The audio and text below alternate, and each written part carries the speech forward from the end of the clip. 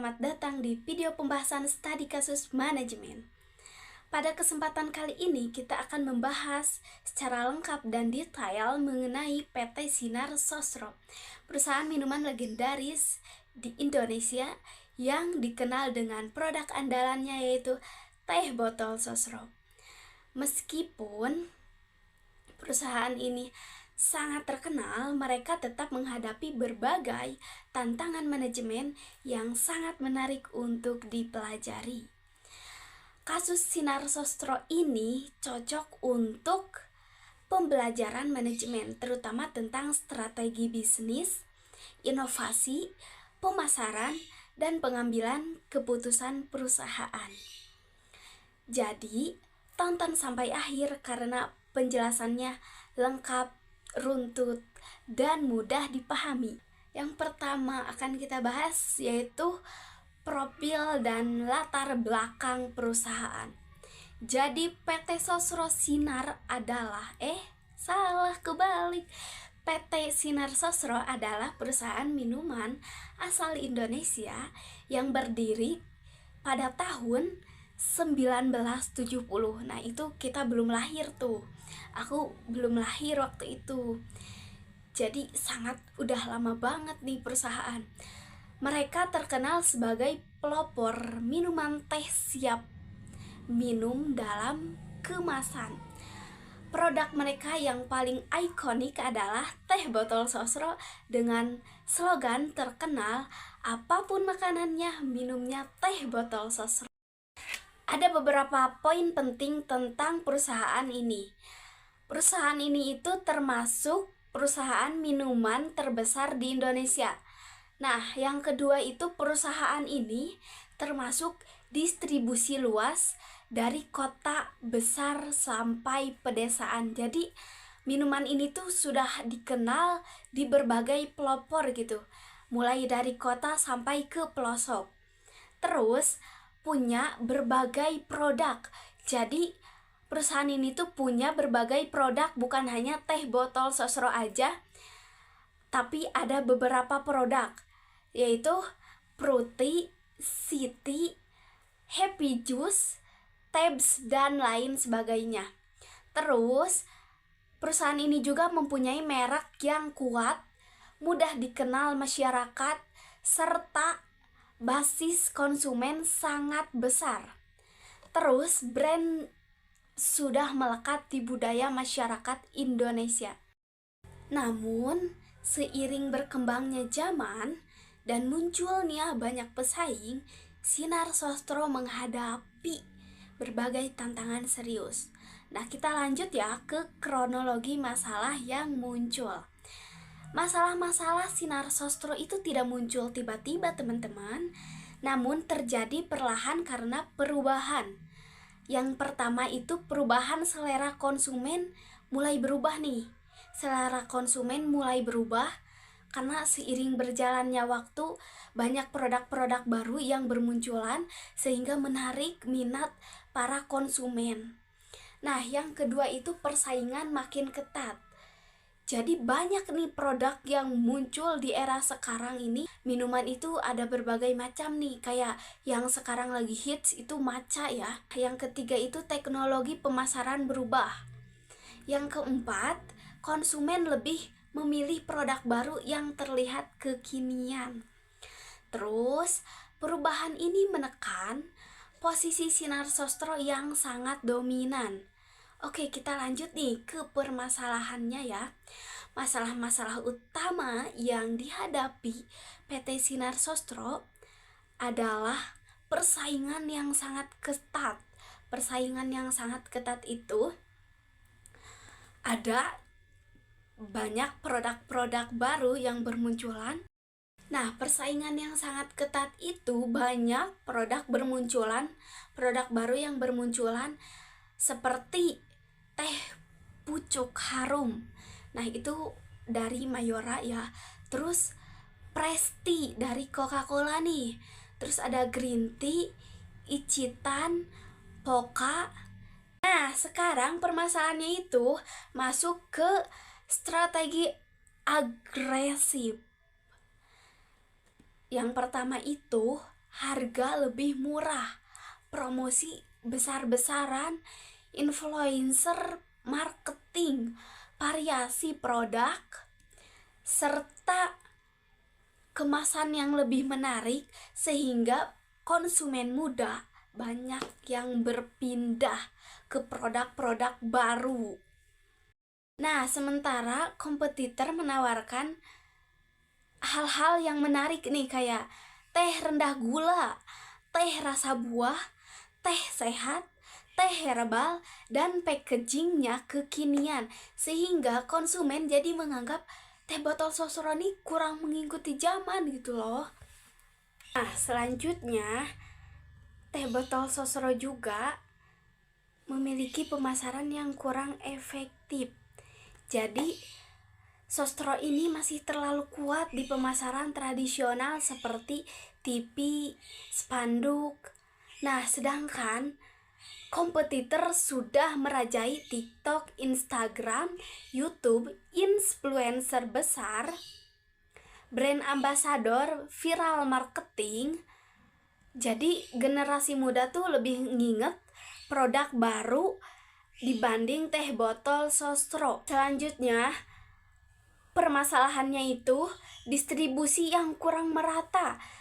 Jadi berdasarkan pengamatan pasar, ada beberapa daerah teh botol sosro itu sulit ditemukan. Sedangkan di daerah lain malah kebanyakan stok. Banyak toko kecil lebih memilih teh pucuk karena harganya lebih murah. Terus, rantai distribusi tidak secepat kompetitor. Jadi ini tuh membuat penjualan pasar menurun. Nah, selanjutnya keputusan manajemen lambat. Jadi ketika pasar berubah secara cepat, perusahaan harusnya cepat mengikuti. Namun, sosro cenderung lambat merespon tren minuman baru. Seperti tren yang lambat ditangkap, jadi kayak minuman rendah gula. Nah, itu teh botol sosro itu belum mengeluarkan seperti itu. Terus teh kesehatan, minuman saset ready to drink. Terus juga kemasan botol lebih ramping dan ringan, desain visual modern. Karena terlambat, kompetitor lebih dulu menguasai pasar. Terus ada dampak besar yang diterima perusahaan. Dampak dari masalah-masalah tersebut cukup besar. Yang pertama itu penjualan menurun di beberapa segmen. Terus produk tidak mendominasi seperti dulu. Pelanggan muda beralih ke produk baru. Terus minuman pemasaran meningkat untuk mengejar ketertinggalan. Brand sosro dianggap produk generasi tua. Nah, itu dampak besar yang diterima perusahaan sinar sosro karena ketertinggalan.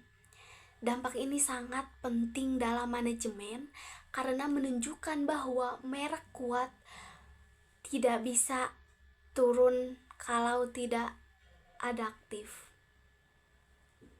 Begitu teman-teman. Akar masalah yang pertama itu jika dilihat dari sudut pandang manajemen, akar masalah dari PT Sinar Sosro adalah kurang inovasi produk. Yang kedua, kurang memahami konsumen muda. Yang ketiga, pemasaran digital terlalu lemah. Yang keempat, distribusi tidak efisien. Yang kelima, tidak cepat merespon perubahan pasar. Yang keenam, terlalu bergantung pada kekuatan brand lama.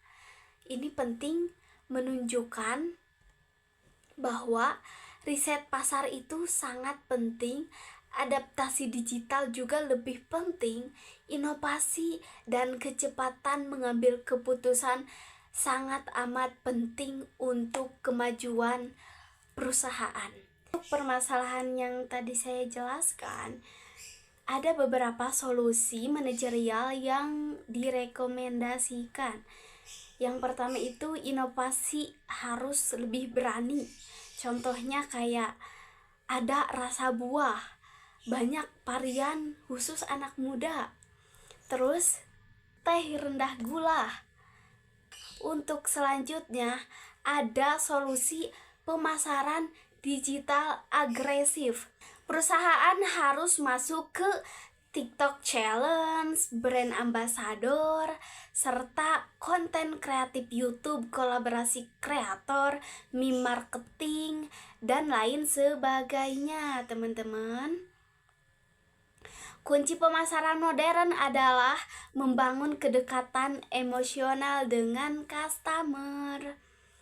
Terus selanjutnya nih, ada perbaikan distribusi. Perbaikan distribusi itu seperti apa sih? Nah, perbaikannya itu harus menggunakan data penjualan yang lebih relevan. Terus ada juga AI forecasting, yaitu prediksi stok. Perusahaan harus memprediksi stok. Terus ada juga digital tracking. Nah, ada juga nih aplikasi untuk agen dan distributor. Distributor yang cepat akan menghasilkan penjualan yang naik, teman-teman. Nah, selanjutnya ada menargetkan konsumen muda. Karena 70% pembeli minuman adalah remaja muda atau remaja dewasa. Caranya, kemasan harus lebih modern nih, teman-teman.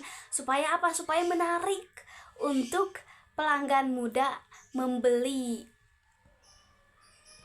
Terus ada compact kreatif, harga yang kompetitif, serta terus ada kolaborasi dengan event musik dan konser, karena di sana itu minuman sangat laris. Karena apa? Karena kan haus ya teman-teman, jadi harus minum gitu loh, karena bakalan kayak nyanyi-nyanyi gitu. Nah, itu target pasarnya yang ikut konser, teman-teman. Oke. Kesimpulannya adalah kasus PT Sinar Sosro ini memberikan pelajaran sangat besar dalam manajemen. Yang pertama, merek besar itu tidak menjamin perusahaan tetap aman, teman-teman. Nah, yang kedua, perubahan pasar harus cepat direspon. Yang ketiga, inovasi adalah kunci bertahan. Yang keempat, pemasaran digital wajib dikuasai karena sekarang itu eranya modern, teman-teman. Banyak sekali penggunaan melalui sosial media. Promosi itu wajib di zaman sekarang mah ya, teman-teman, menggunakan sosial media supaya menarik banyak konsumen, karena sekarang itu konsumen itu tuh mainnya itu sosial media, teman-teman. Nah, yang kelima, mengenai konsumen adalah hal utama. Jadi harus nih memperhatikan apa yang dibutuhkan konsumen.